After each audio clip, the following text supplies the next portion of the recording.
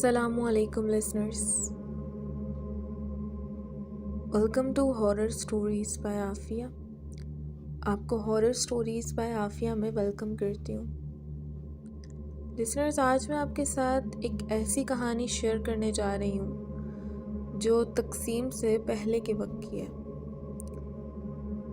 ये कहानी मेरे साथ किसी ने शेयर की जो उन्हें उनके दादा जान ने सुनाई थी.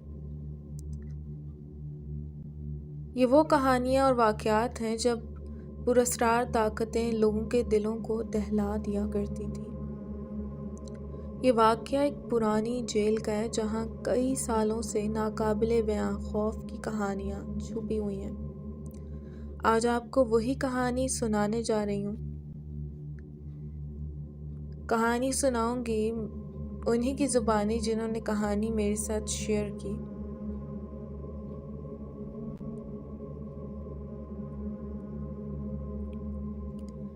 रात का अंधेरा जेल की सर्द दीवारों पर छाया हुआ था. ये वो दौर था जब हिंदुस्तान तकसीम के दहाने पर खड़ा था.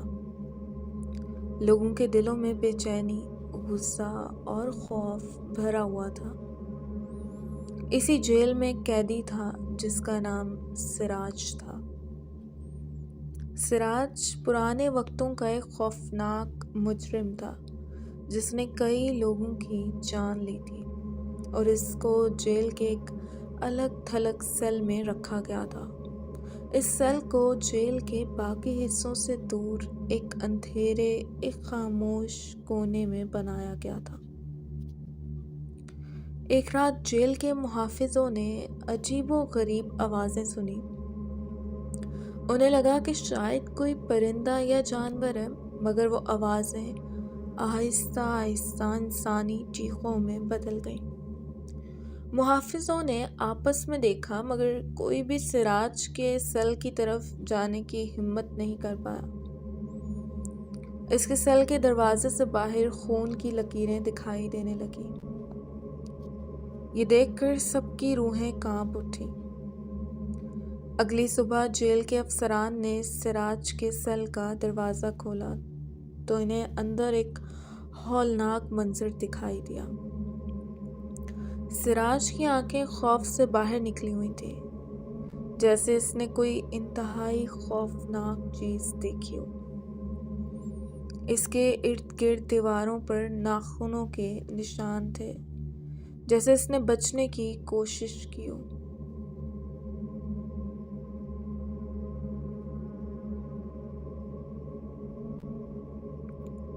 जेल के पुराने मुलाजिम ने बताया कि ये जगह दरअसल एक पुराने कबीले की इबादत गाह थी जहाँ काले जादू के रसूमात अदा की जाती थी.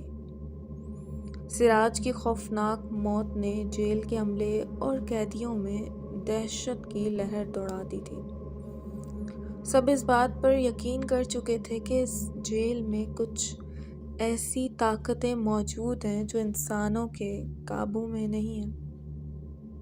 पुराने मुलाजिम ने यह भी बताया कि कई साल पहले जब ये जेल नहीं बनी थी, यहाँ एक खुफिया कबीला रहा करता था जो काले जादू की ख़तरनाक रसूमात अदा करता था.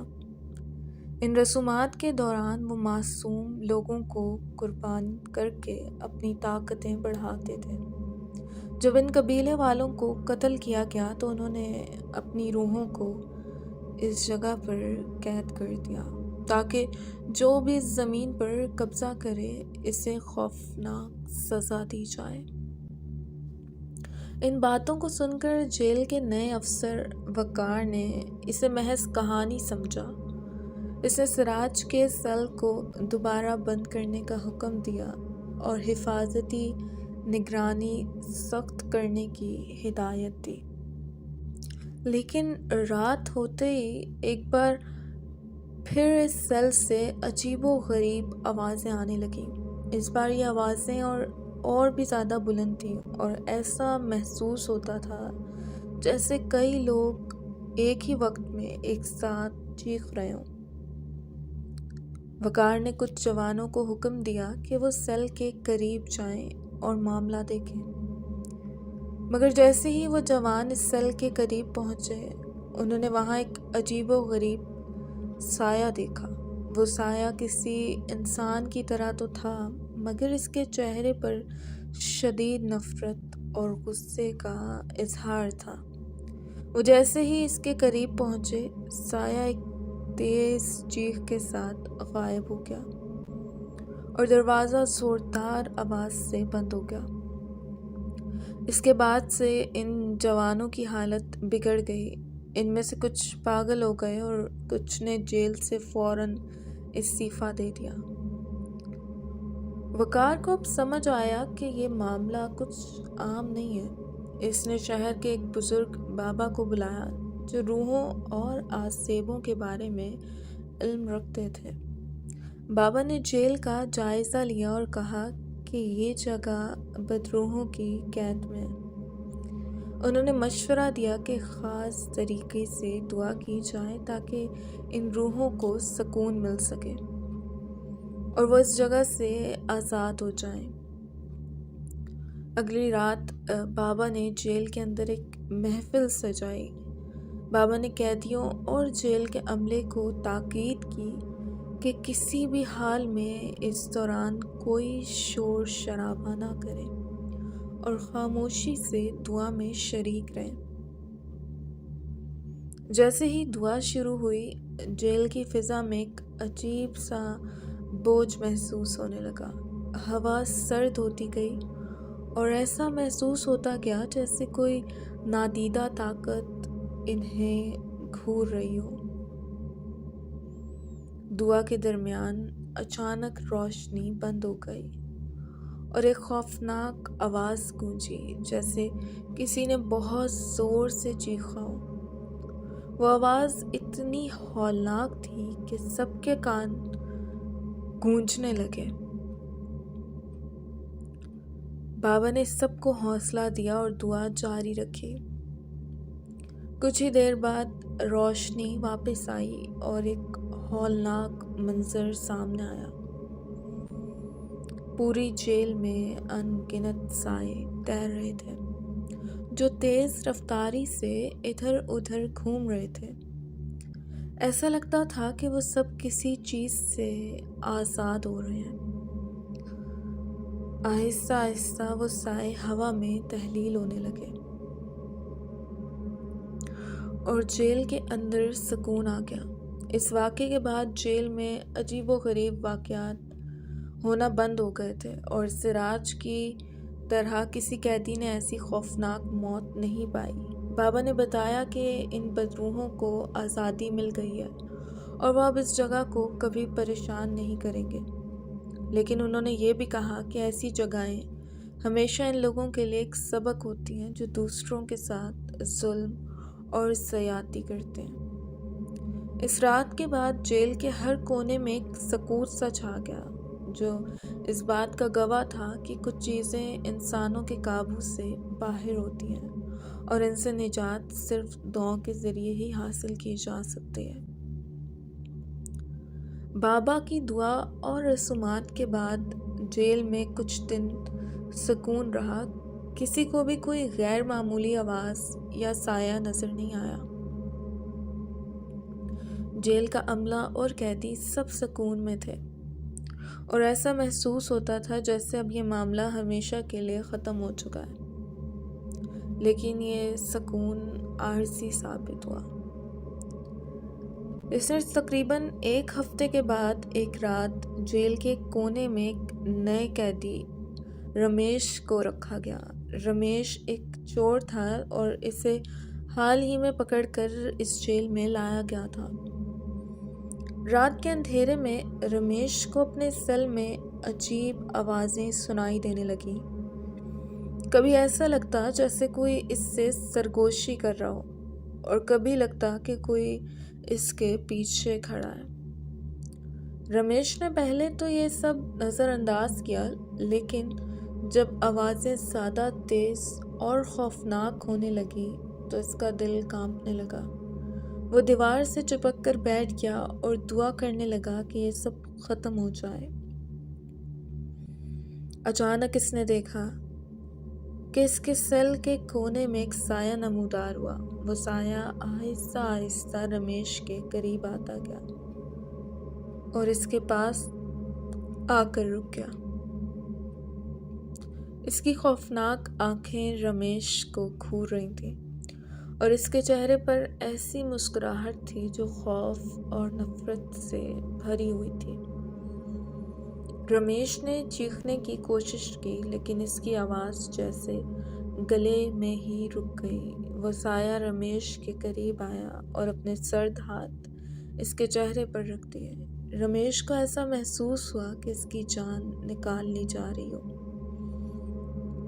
وہ ایک ہی جگہ جم سا گیا اور اس کی آنکھوں سے آنسو بہنے لگے۔ اگلی صبح جیل کے محافظ رمیش کے سیل میں گئے تو انہوں نے اسے مردہ پایا۔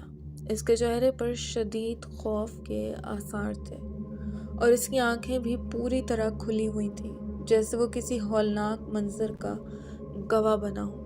جیل کے عملے کو ایک بار پھر خوف نے گھیر لیا۔ اس واقعے کے بعد جیل کے پرانے ملازم نے دوبارہ بابا کو بلانے کی تجویز دی۔ بابا کو جب یہ خبر ملی تو انہوں نے بتایا کہ دعا کے باوجود کچھ ایسی بدروحیں یہاں رہ گئی ہیں جو سکون میں نہیں ہیں اور شاید وہ کبھی آزاد نہیں ہوں گی۔ انہوں نے کہا کہ یہ روحیں اس جیل سے بندھی ہوئی ہیں اور یہ ان کے ظلم اور تشدد کا آخری ٹھکانہ ہے۔ بابا نے جیل کے عملے کو مشورہ دیا کہ اس سیل کو ہمیشہ کے لیے بند کر دیا جائے اور اس کے قریب کسی کو بھی جانے نہ دیا جائے۔ جیل کے افسران نے بابا کی ہدایت پر عمل کیا اور اس سیل کو ایک بڑے تالے سے ہمیشہ کے لیے بند کر دیا گیا۔ لیکن جیل کے پرانے عملے کا کہنا ہے کہ آج بھی اس سیل کے آس پاس سے رات کے وقت خوفناک سرگوشیاں اور چیخیں سنائی دیتی ہیں۔ ان کا ماننا ہے کہ ان بدروحوں کو کبھی بھی مکمل سکون نصیب نہیں ہوا اور وہ ہمیشہ وہاں موجود رہیں گی، ان لوگوں کو ڈرانے کے لیے جو ان کی جگہ پر آئیں گے۔ کہا جاتا ہے کہ اس جیل کی کہانی وقت کے ساتھ ایک ہولناک اور خوفناک داستان بن چکی ہے اور اب بھی اس کے سننے والے لوگ خوف کے عالم میں سوچتے ہیں کہ کس طرح ظلم و جبر کی داستانیں کبھی نہ کبھی اپنے انجام کو پہنچتی ہیں۔ اس طرح یہ کہانی اس بات کا ثبوت ہے کہ بعض جگہیں اور واقعات کبھی ختم نہیں ہوتے، وہ ایک خوفناک یاد بن کر ہمیشہ زندہ رہتے ہیں، لوگوں کو ماضی کی ظلمتوں اور خوفناک حادثات کا احساس دلاتے رہتے ہیں۔ لسنرز، اب یہ کہانی میں آپ کے حوالے کر رہی ہوں تاکہ یہ کہانی آپ کو یاد دلاتی رہے کہ بعض جگہیں اپنے اندر ماضی کی ایسی کہانیاں چھپائے ہوئے ہیں جنہیں سن کر آج بھی روح کام چاہتی ہے۔ تو اگر آپ کبھی کسی پرانی جیل کے قریب جائیں اور وہاں سے عجیب آوازیں سنائی دیں تو شاید یہ صرف ہوا کا شور نہ ہو، کیا پتہ وہاں آج بھی کچھ روحیں یا طاقتیں قید ہوں جو اپنے انجام سے نجات حاصل نہیں کر سکیں۔ یہاں کہانی کا اختتام ہوتا ہے۔ امید کرتی ہوں آج کی یہ کہانی آپ کو پسند آئی ہوگی۔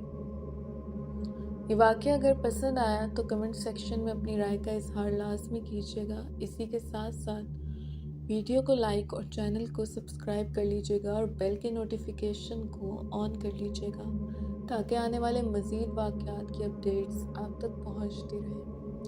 اپنا ڈھیر سارا خیال کیجیے گا، اس ناچیز کو دعا میں یاد رکھیے گا۔ پھر ملتی ہوں نئے کسی واقعے کے ساتھ۔ فی امان اللہ۔